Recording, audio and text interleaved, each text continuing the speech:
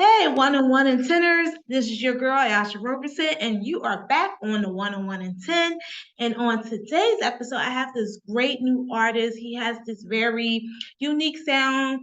It's like almost like a pop type of rock sound, and I like the way he infuses different things into his music, quality, and it's just a very different sound. I'm not used to really hearing someone's sound like this at such a young age because he has like a little bit of an old soul to him as well. Mm, yeah. So without further ado, I want to help welcome and introduce you to Mr. Carson Day. Yay! Thank you so much. So thank you so much for being on the show. So let's get into it. Let's talk about your musical influences and how did you get started as an indie artist or artist on the indie scene, I should say. Yeah, totally. I started playing the guitar in seventh grade, and I did a lot of classic rock when I first started. But it was mostly just guitar. I didn't take it super seriously at first. It was just a little hobby.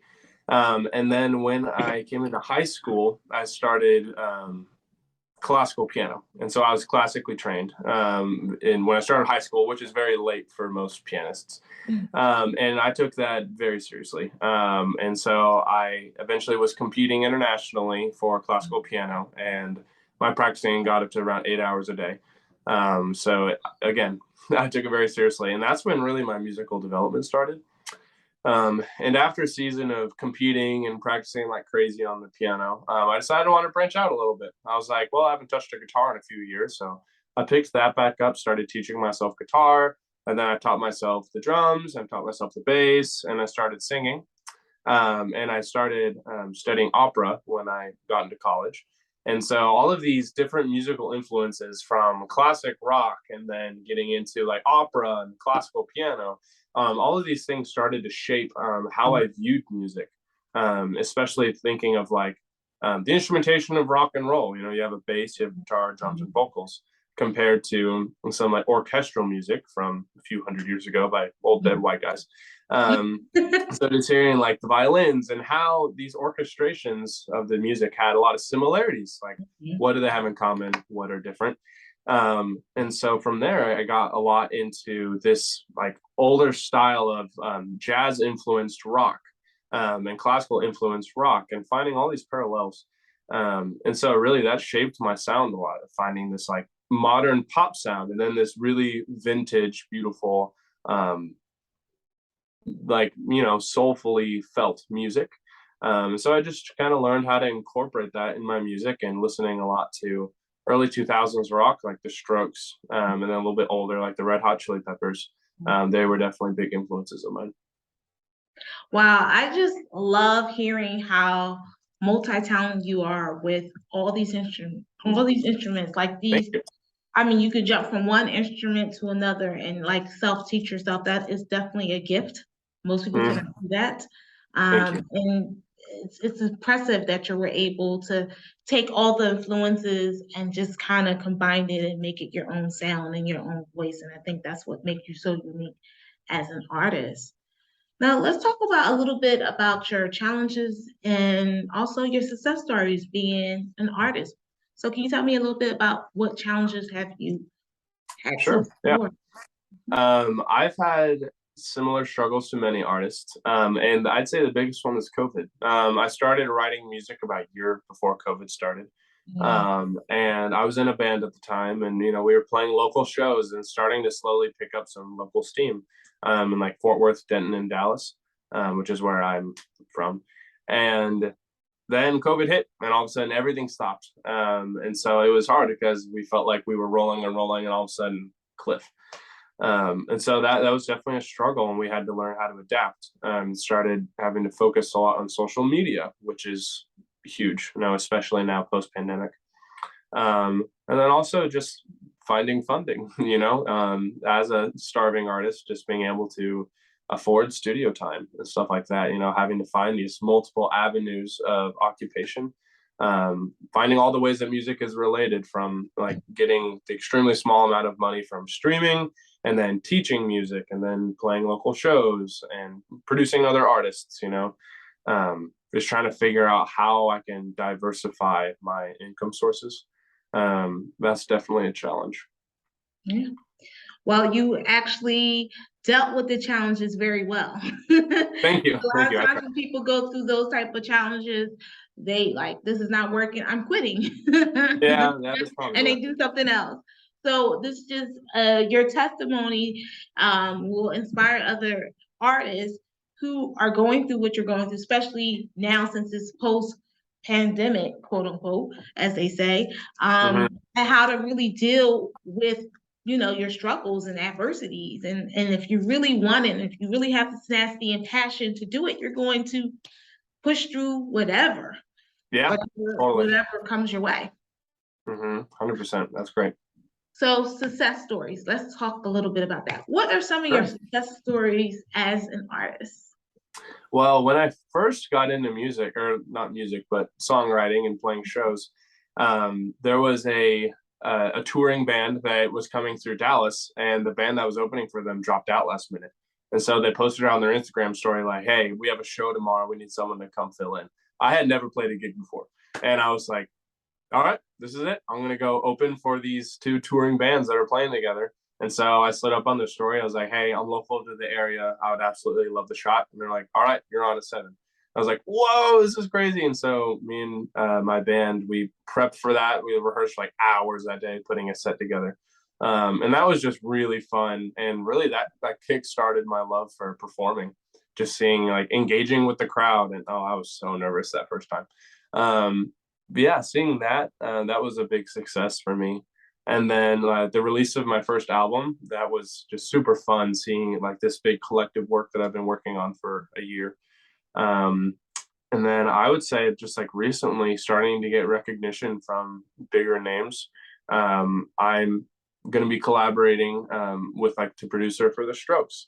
And then Michael Blue, who produced like One Republic and Jason Mraz. And so seeing these people that I've worked with, such huge artists, actually start to recognize and appreciate my music has just been like mind blowing to me.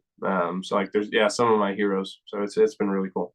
That's definitely a blessing. And I mean, there's so many artists who are doing the same thing that you are doing as well. And for some reason, it's your time, and they were able to like just tune into your musical style. Yeah. And that's congratulations to you in regards Thank to you. that. Now let's talk a little bit about your music. I know that you have Flower Moon. Hmm. That's one of the songs. Now, how did you come up with the title Flower Moon? And can you tell a little bit about Yeah, so that's a long story. that? Okay. So so prepare yourself. I kept having this dream over and over and over again of me standing in the middle of this field on a full moon right at midnight. Mm. Um, and at first, it was just like a dream, and I didn't think anything of it. And then I had it the next night, and the next night, and the next night, and then eventually, I would start having like daydreams about it, like in the middle of the day. And I was like, okay, this is getting to the point where like it's strange. Why do I have this weird obsession with this like picture in my head? Mhm. And I was like, you know what? When's the next full moon? And I knew where the field was. It was like 10 minutes from my house. And I was like, I'll go. I'll recreate this scene and see what's up. Because I was like, maybe God is trying to tell me something here. And so I looked up when the next full moon was, and this was like May of 2021. And I was like, oh, this is kind of sketch. Do I need to like bring a knife or something? Or like, what am I supposed to do here? They're gonna be like some homeless guy's gonna shank me. And so I showed up and I kind of sat there. I was like, God, are you trying to tell me something? Am I supposed to do something here? What's going on? And really I heard nothing. And so I started to think like, maybe this was just some really random coincidence. And then I was sitting there and like a few days before I looked up like, is there any significance with this specific full moon? And it was a old Native American date, and it was called the flower moon, because it's in May, May flowers, all that stuff. Um, and so I was like, oh, that's kind of cool. It's a flower moon at midnight. And so I kind of sat there, and this song started to form in my head. And I was just said like, it's midnight in the flower moon, and I think you might be coming soon. I was like, you talking about God, like, are you gonna come tell me something? And so yeah, and I just started to kind of mull that over, and it was just that one line that night. That was it. And then like a week later, I got like the next line and the next line, and then a week later, I got kind of a verse, and like really slowly over time started to formulate, which was pretty odd for me because like most of the time I feel like very inspired, and the whole song kind of comes out in like 5 minutes. But this was like the first song that came together really slowly, and I started to piece it together like mathematically and analytically. And so that song became the title track of my album. I love it. I love that's like one of my favorite songs, to be honest with you. Thank And you. now it just gets me now I have a background of how you came up with the song, and it just oh that's such a beautiful story. I would have never thought that Yeah, yeah, that I know. It's how pretty that odd. song came about. Wow, that's awesome. Yeah. Now let's talk about I know you have some a little bit older music as well. So let's talk one about Ode to the Strokes, Yeah. which is uh up a little bit more up tempo type of song. Yeah. What was some of your influences for that? Because that sounds different than Flower Moon. Totally. Yeah. So the Strokes are my favorite band. And so they've been a huge influence of mine. And they have a song called Ode to the Mets. And it actually doesn't say almost anything about the Mets, the entire song. And so I was thinking, I was like, I've been listening to them so much. A lot of the music I'm writing is the style. And I was saying, like, it'd be fun to write a Stroke song. And so I was like, I studied a lot of their music. I was like, so Albert Hammond Jr. is one of their electric guitarists. And I was like, okay, what does he do with his guitar parts? What's his style? I'm thinking of like the vocal style of Julian Casablancas and the drum parts, and starting to formulate what like their like sound is, and then putting my own flavor on that. And it was just a fun project for me, getting to kind of like replicate another band with my own spin on their sound. And yeah, I wrote it about my girlfriend at the time was moving to Arkansas for college. And so I was just kind of this like internal struggle of I'm happy for her. She's getting to pursue what she loves to do, but also like I'm selfishly wanting her to stay. And so kind of singing about that and saying like, I kind of want you to change your mind and stay here. But then at the same time, kind of thinking like that's kind of selfish of me. So that was the lyrical inspiration behind that song. Wow, that's great. I mean, I just love your storytelling in your songs. I think that's Thank definitely you. a gift. And as you explain it, I'm like actually there with you as I'm feeling the music of the song and as you talk Totally. about the inspiration behind it. Now, how can fans be able to get your do you have a new album coming out soon? Maybe. Okay. So we gotta definitely guys to follow you on social media and also on your website so we can find out when your next album is going to be coming out. Totally. Yes. And can you please let the fans know how they can get in contact with you, how they can book you for upcoming show? Totally, yeah. So my Instagram is probably like my main social media. It's just Carson Aday official. I post a lot of stuff on there, like little teases for my music coming up, and just some fun content that I get to make. I did a video of a cover of one of my favorite songs, and I cloned myself around the room playing all the different instruments. So there's just fun stuff like that. I also have a TikTok because people have to do that now, and obviously the website. So getting to follow all those will be great. Honestly, Instagram DM has been a primary resource for booking shows for some reason. It's like Instagram, and then you can email me, which is also linked on social media. But yeah, I have an album in the works. It's currently in the very early stages of writing.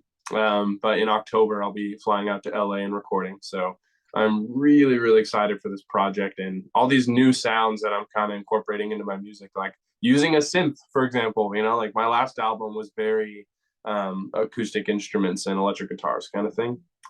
So I'm experimenting a lot with some like trumpets and a brass section and then strings and all these fun new stuff. So I'm really, really excited. I'm really, really excited for you as well. And I'm looking forward to hearing this new album, this new influence that you are having, and all the great stuff that's going to come to you in 2023. So thank you so much, Carson, for being on the show. Thank you. Blessings to you. And I am definitely going to continue to listen to Flower Moon and purchase that song as well. And make sure you guys purchase that song and the rest of his music. And we'll have all the information to his website and social media right below this video. Thank you guys for watching the 101 in 10, where you get to see your favorite indie artists from around the world.